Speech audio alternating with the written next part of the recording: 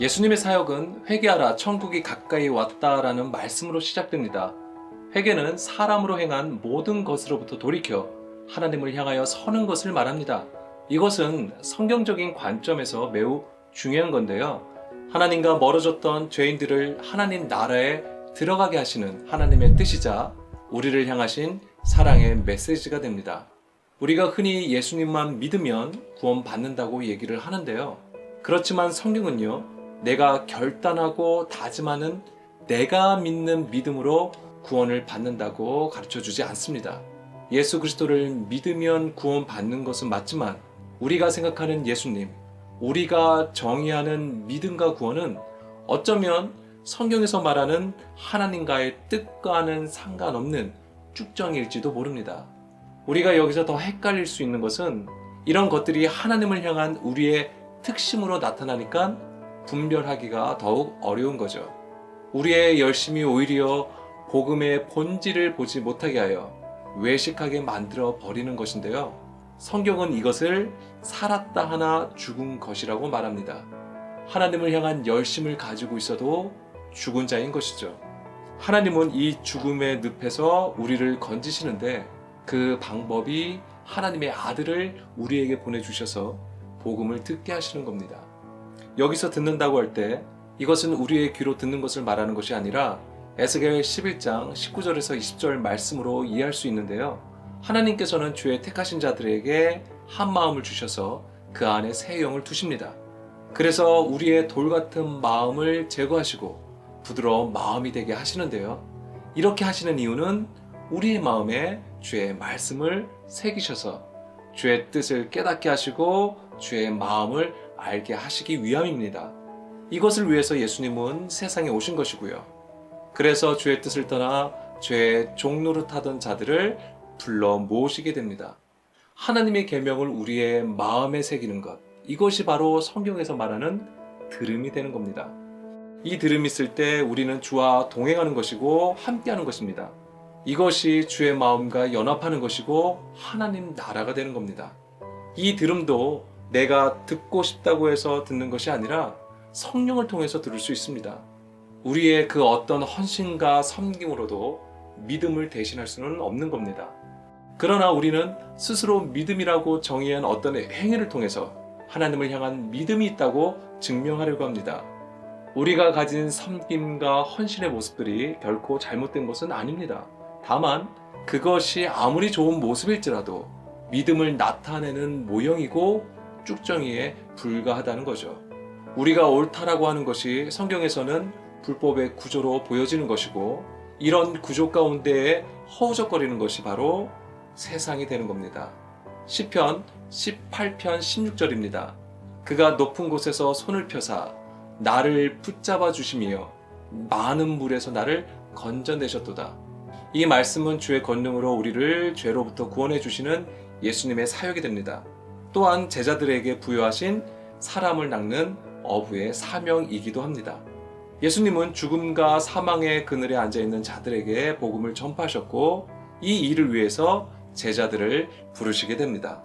마태복음 4장 18절에서 20절을 보면 예수님은 처음으로 제자들을 부르시는데 사람을 낚는 어부가 되게 하신다고 하십니다.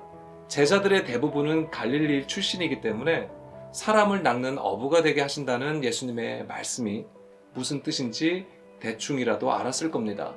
여기서 우리가 꼭 짚고 넘어가야 할 것이 있는데요. 성경은 성령의 감동으로 된 것으로 철저히 언약을 따라 기록되었다는 겁니다. 우리가 경험한 것들을 바탕으로 이해의 폭을 넓히는 것도 중요하지만 예수님의 모든 언행은 하나님의 언약을 온전히 성취하신다는 겁니다. 율법과 선지자를 폐하러 오신 것이 아니라 오히려 완전하게 하시려고 우리 가운데에 오신 것이죠. 예수님은 제자들을 세우시는데요. 그 당시 지혜로운 자들을 불러 제자로 삼으신 것이 아니라 갈릴리 출신의 어부들을 부르시게 됩니다.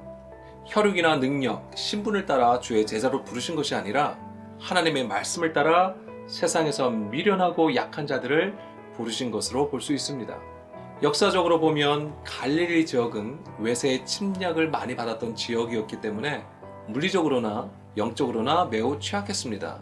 반면에 예루살렘은 성전이 있다는 이유만으로도 갈릴리 지역과 구별되어 스스로를 의롭게 여겼던 것이죠.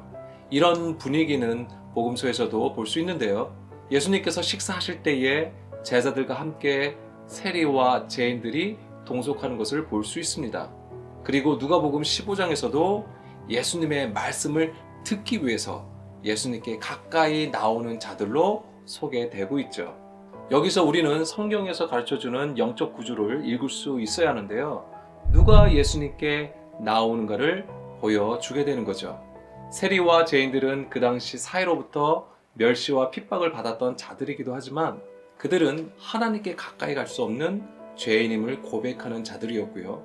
반면에 바리새인과 서기관들은 스스로 의롭다고 여기는 자들로 오히려 예수님을 대적하는 모습을 보여주게 됩니다. 주의 이름으로 많은 일들을 하더라도 율법의 행위로 양산된 선한 일은 사람의 일로서 하나님 앞에서 의롭다함을 받지 못한다는 겁니다. 그것은 오히려 스스로 옳게 여기는 교만에 빠지게 될 뿐이죠. 우리의 교만은 하나님에 대한 무지함에서 비롯된 것인데요. 이 어리석음과 무지함을 떠나려면 주의 음성을 들어야 합니다. 우리가 듣고 싶다고 해서 들을 수 있는 것이 아님을 잘 아실 겁니다. 시편 34편 18절을 보면 하나님은 마음이 상한 자를 가까이 하시고 충심으로 통회하는 자를 구원하신다고 하셨습니다. 주의 음성을 듣고 심령이 가난한 자가 되는 것입니다. 충심으로 통회한다는 것은 우리의 영이 주의 말씀에 반응하여 두렵고 떨림 중에 있는 것을 말합니다.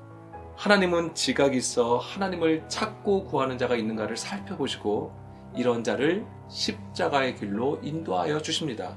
십자가의 길은 분명 고난의 길이지만 이것이야말로 우리를 향하신 하나님의 선한 일을 위해 채찍질하시는 아버지의 마음입니다. 따라서 우리에게 필요한 것은 예수님의 부르심에 응답하여 주를 따르는 것입니다. 예수님은 사람을 낚는 어부가 되게 하신다고 하시면서 나를 따르라고 하셨습니다. 그들은 그물을 버려두고 예수님을 따릅니다.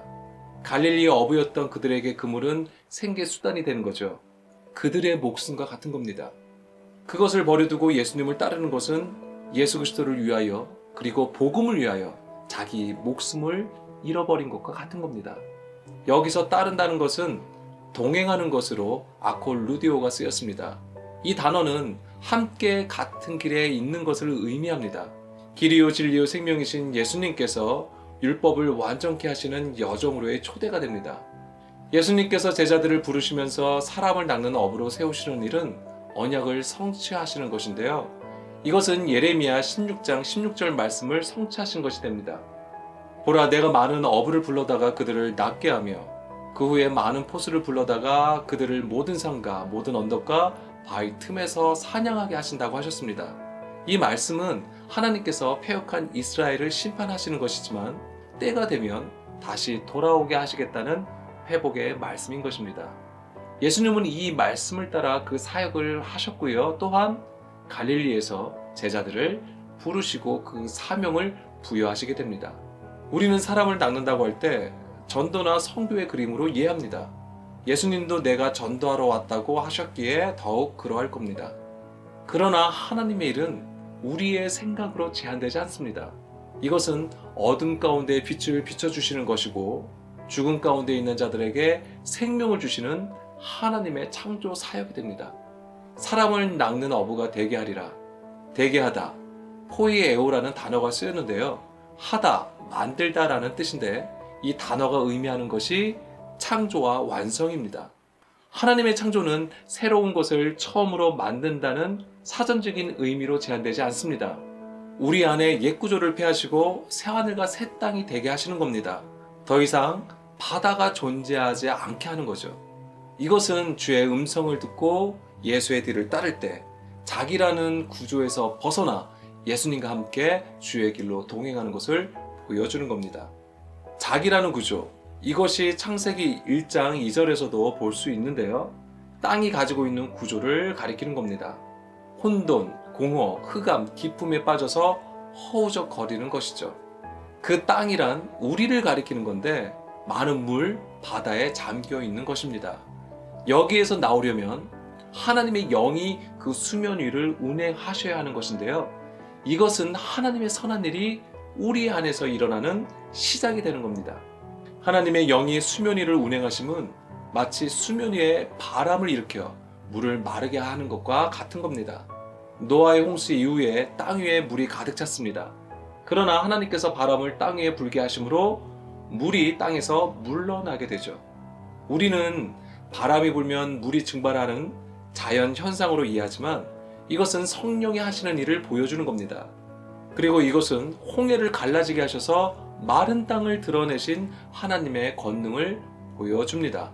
강한 동풍을 불게 하셔서 많은 물을 물러가게 하시고 마른 땅을 드러내시는 일은 주의 말씀으로 불법의 구조를 가지고 있는 우리들을 책망하시고 훈계하시는 일이라는 것을 알아야 합니다. 주의 책망하심은 우리를 어둠에서 빛으로 인도하시는 주의 사랑이 됩니다. 그 사랑을 예수님을 통해서 나타내신 것이고 이제는 예수 그리스도로 하여금 주의 제자들을 세우시게 됩니다. 이것이 사람을 낚는 어부가 되게 하시는 하나님의 구속 사역입니다.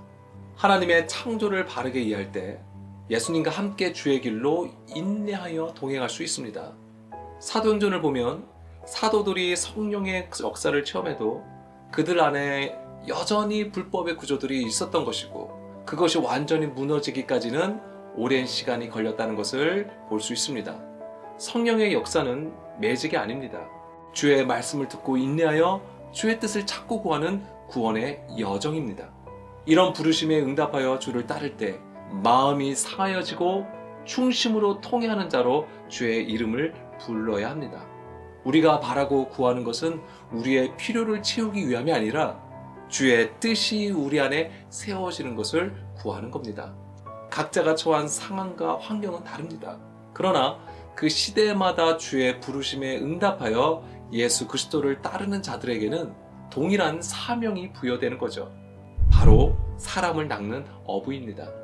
예수 그리스도로 말미암아 세상으로부터 건짐을 당한 자라면 이제는 그분의 뜻을 따라 진리의 빛을 전하는 자로 서야 합니다. 오늘도 말씀을 따라 주님과 동행하는 저와 여러분이 되기를 소망해 봅니다. 감사합니다.